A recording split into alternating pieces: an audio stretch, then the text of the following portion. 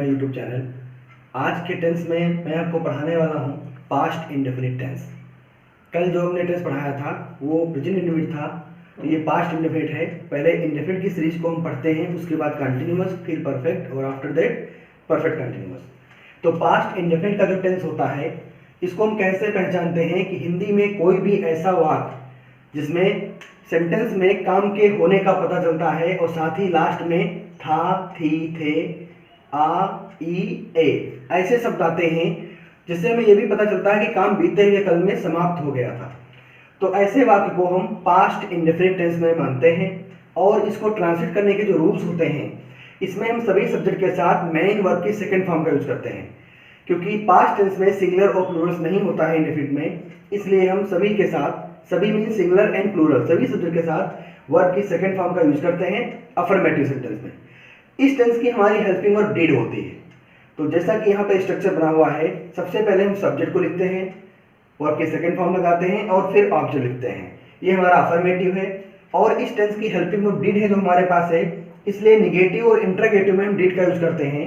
जैसे मान लीजिए कि निगेटिव का अगर हमें सेंटेंस बनाना है तो उसके लिए हम सब्जेक्ट लिखेंगे, डिड नॉट यूज करेंगे और अगेन वर्ब की फर्स्ट फॉर्म। अब यहाँ थोड़ा ध्यान देना है कि यहाँ पे हम वर्ब की फर्स्ट फॉर्म यूज कर रहे हैं, यहाँ पे सेकंड फॉर्म, क्योंकि यहाँ पे हमारे पास डिड है। डिड है इसलिए हम फर्स्ट फॉर्म यूज करेंगे, और यहाँ पे हमारे पास कोई भी हेल्पिंग वर्ब नहीं है, इसलिए हम वर्ब की सेकंड फॉर्म यूज करेंगे, जिससे ये इंग्लिश में जब ट्रांसलेट हो जाए तो पता चल सके कि पास्ट इंडेफिनिट का है। बाकी स्ट्रक्चर आप समझ चुके हैं, कल के टेंस में बता चुका हूँ। निगेटिव में इसलिए है, और इंटरोगेटिव सेंटेंस में हम हेल्पिंग वर्ब को सब्जेक्ट से पहले लिखते हैं, जैसे कि इस टेंस की हेल्पिंग वर्ब डिड है। अगर आप इंग्लिश मीडियम स्टूडेंट हैं तो अगर आप डिड से कोई सेंटेंस स्टार्ट हो रहा है तो आपको पता होगा कि वो पास्ट इंडेफिनिट का है। इसके कुछ एग्जांपल्स देखते हैं, जैसे कि मैंने कहा उसने कल एक पत्र लिखा था। उसने कल एक पत्र लिखा था। अब इसमें देखना है कि इस सेंटेंस में उसने कल एक पत्र लिखा था, तो लास्ट में था है, साथ ही काम भी हो रहा कि उसने क्या किया, लिखा। कि हमारे पास एक्शन वर्ड है, एक्शन वर्ड के साथ में था थी है, इसलिए ये हमारा पास्ट इंडेफिनिट का टेंस है। इसमें हम उसने के लिए अगर मेल जेंडर के लिए बात करते हैं तो ही, और फीमेल जेंडर के लिए बात करते हैं तो सी। यहाँ पे हम ही को लेते हैं, सिंगुलर और प्लूरल होता नहीं है, इसलिए according to structure subject in verb की सेकंड फॉर्म। उसने, हमारा सब्जेक्ट तो हो गया उसने क्या किया, मतलब काम क्या किया, तो काम क्या किया, लिखा।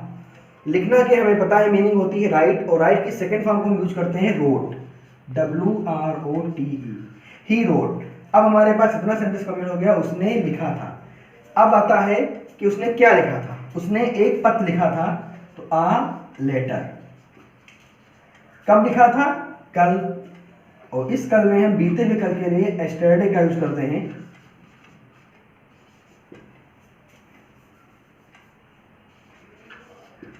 बहुत से स्टूडेंट ऐसे होते हैं जो ये नहीं समझ पाते कि पहले इसमें क्या लिखें, तो जब हम क्वेश्चन से ही क्वेश्चन को करते हैं तो हमें उसका सोल्यूशन भी पता चल जाता है।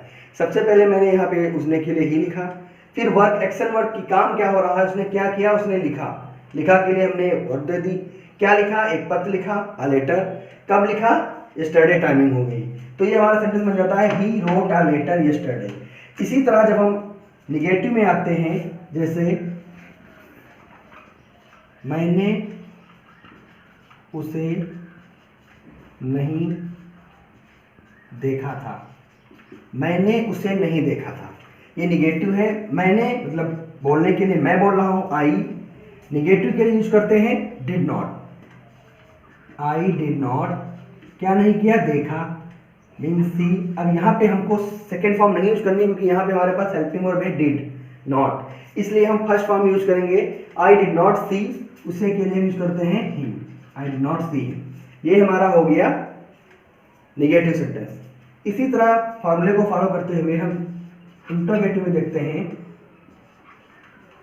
क्या तुमने अपनी किताब पढ़ी, अपनी किताब पढ़ी। इस प्रश्न में हम प्रश्न कर रहे हैं कि क्या तुमने अपनी किताब पढ़ी, इसलिए इसको इंटरोगेटिव बोलते हैं, क्योंकि इंटरोगेटिव में प्रश्नवाचक शब्द ही आते हैं। इसलिए हम अब यहाँ पे जैसा कि आपने प्रेजेंट इंडेफिनिट टेंस में हमारे पिछले वीडियो में देखा था कि क्या के लिए हम व्हाट का यूज नहीं करेंगे। ऐसे सेंटेंस जो क्या से स्टार्ट होते हैं वो फर्स्ट टाइप इंटरोगेटिव होते हैं, जिनके लिए हम सेंटेंस की हेल्पिंग वर्ब से वाक्य की शुरुआत करते हैं। तो इस टेंस की हेल्पिंग वर्ब है डिड, इसलिए हम यह सेंटेंस की शुरुआत करेंगे डिड। सब्जेक्ट हमारा है तुमने मीन्स यू, डिड यू। अब वर्ब क्या है, तुमने किया क्या, तुमने पढ़ा, पढ़ना के लिए रीड, डिड यू रीड। अब तुम किने के लिए अपने के साथ आएगा your, did you read your book, तुमने अपनी किताब पढ़ी। ये हमारा हो गया इंटरोगेटिव सेंटेंस। इसी तरह जब सेकेंड इंटरोगेटिव सेंटेंस होता है जिसको हम डबल इंटरोगेटिव भी बोलते हैं, जिसमें होता है जैसे वह कहाँ गई थी, वह कहाँ गई थी।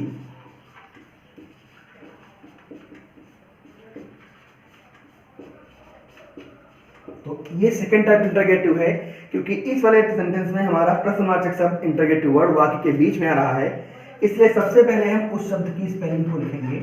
वेयर हेल्पिंग वर्ब डिड जो ऑलवेज सब्जेक्ट से पहले आते हैं, सब्जेक्ट सी, क्योंकि यहाँ हमें इससे पता चलता है गई थी वो कि वो फीमेल जेंडर है, इसलिए हम सी यूज करेंगे, वेयर डिड सी गो।